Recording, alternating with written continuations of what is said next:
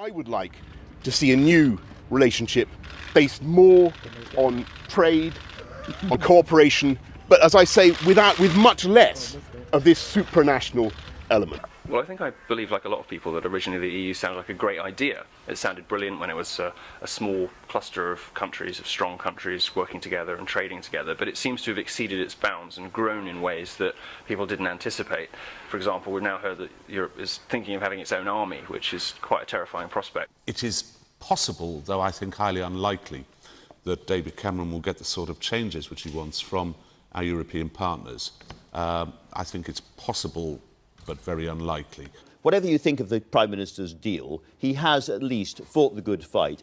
Let's start by being generous to him. He has argued very hard. He has been night after night fighting the case, and he's done all right. Didn't ask for much, did he? I mean, all he's asked for is some minor changes to benefits and a couple of promises that might go in the next treaty. And the truth of it is, he can't deliver this deal because the European Parliament can strike down the benefits deal and the European Court of Justice can rule out everything else. So to say to people, please vote for this deal in a referendum when you can't guarantee delivering it, seems to me to be a rather weak position. Indeed, I can tell you what the offer will be, and that is absolutely marginal and cosmetic. I haven't spent 16 years in Brussels and Strasbourg without hearing many, many European leaders repeating this sort of proposition. Juncker recently, Angela Merkel, they are all saying, yes, you might have some bits and pieces, but you cannot have the major issues. We will not get control of our borders. We will not reinstate the social chapter, which Major negotiated and Blair gave away. We will not get control, for example, of our own energy market. None of those things will be on offer, and it will be completely marginal. I think in the talk of reform over the past weeks, there's been way too much emphasis on what can we get back as a country, and not enough conversation about the fact that there are too many people in senior positions in the European Union who are unelected, and the fact that with low turnout as well, we're left with quite a gaping democratic deficit. Amber Rugby. To have democracy, it's not enough to have elections. You must have a body politic which is represented by a sovereign parliament, which can ask these questions of its rulers and can get rid of them. Now, the greatest economy in the world at the moment is the Eurozone, in terms of size, complexity, importance, and so on and so forth. It is run by the Eurozone, and it's run by the Eurogroup, right? Now, I can assure you that these decisions are made in a way that if you knew, it's a bit like sausages, if you know what's in it, you don't want to touch it. If you knew how the Eurogroup operates, would you believe it that there are no minutes taken so the citizens of Europe can never find out what their representatives said on their behalf? Would you believe that the ministers of finance sitting around that large rectangular table make decisions on Greece, on Portugal, on Spain, on France, without having been briefed about the data or the proposals that are being put before them to decide upon? Never briefed. Once I suggested that I send by email to the other ministers of finance my proposals regarding the bailout deal. And I was warned that if I do that, it would be casus belli, a cause for war. And any proposal that I emailed to my fellow ministers of finance would be disqualified from the conversation.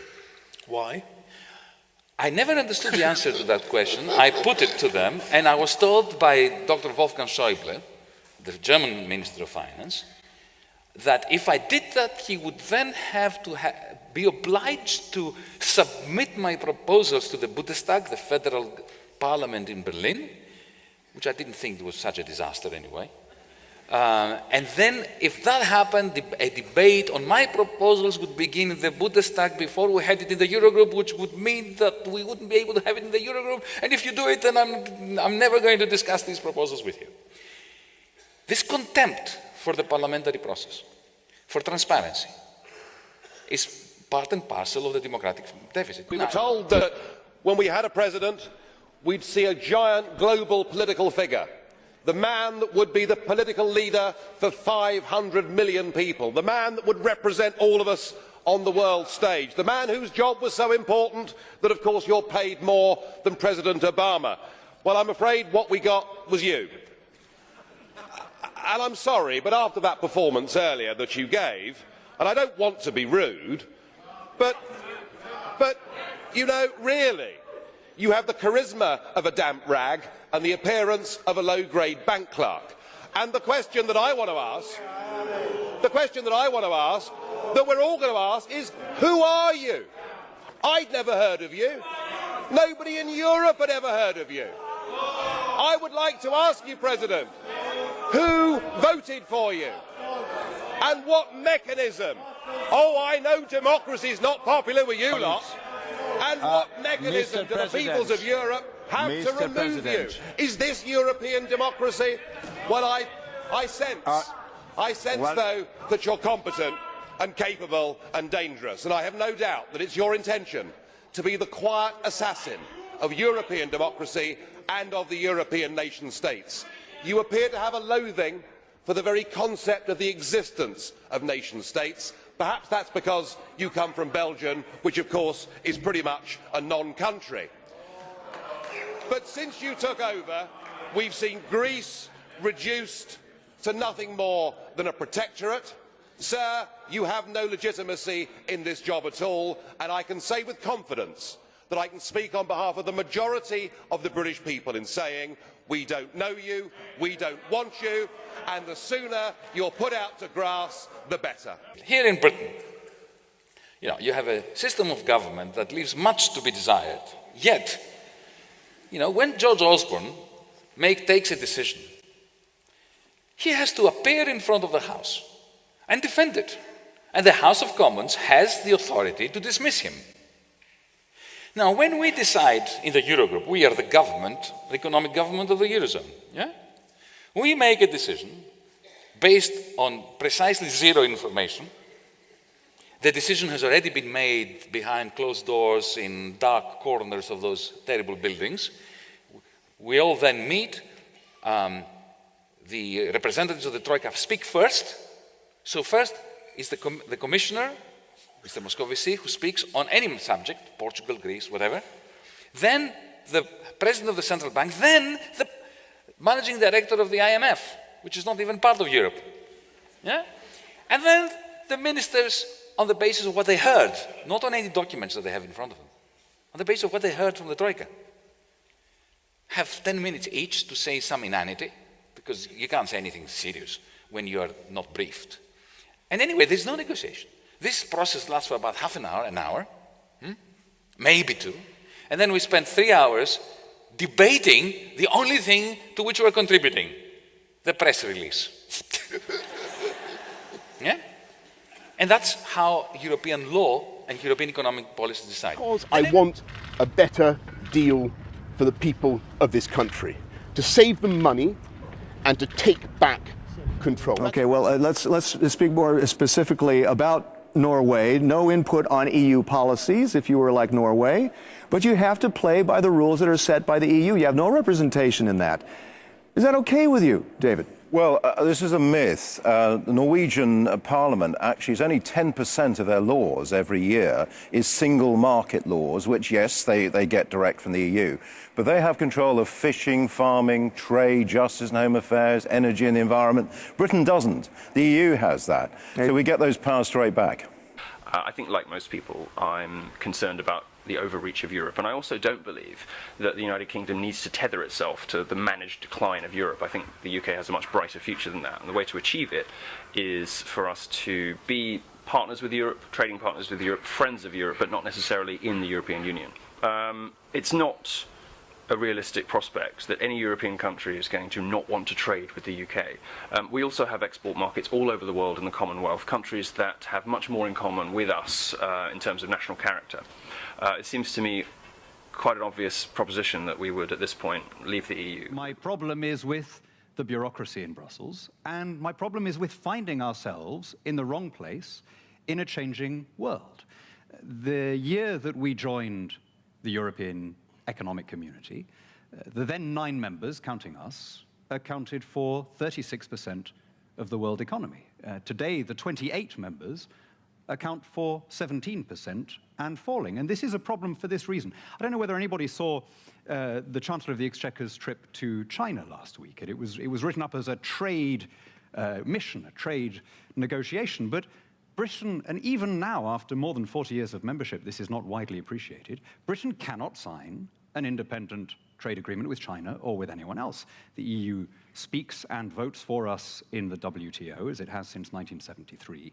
Now, when we think that China, with all the news about the slowdown, grew at 6.1% this year, is supposed to grow at 6.5% next year, whereas the Eurozone has flatlined for 6 years, I would say that puts us in the wrong place. The EU has suspended its free trade talks with India. But EFTA, the European Free Trade Association, Iceland, Norway, Liechtenstein, and Switzerland, they expect to sign a comprehensive free trade agreement with India this year. Now, which of those arrangements would suit us better? Is there a country in this part of the world that stands to gain more from unrestricted commerce with that rising giant than us? You know, India is English-speaking, at least for business purposes, common law.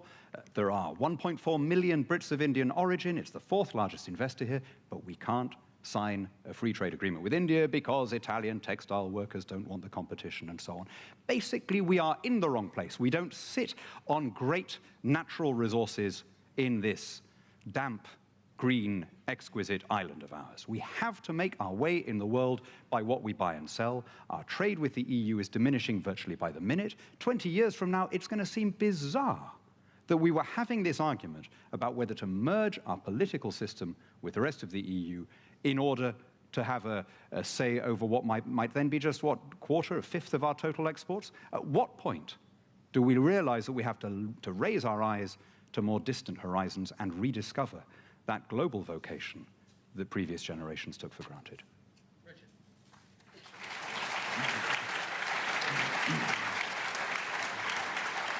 If you look at the European continent, you see a free trade area that stretches from Iceland and the Faroe Islands through to Turkey.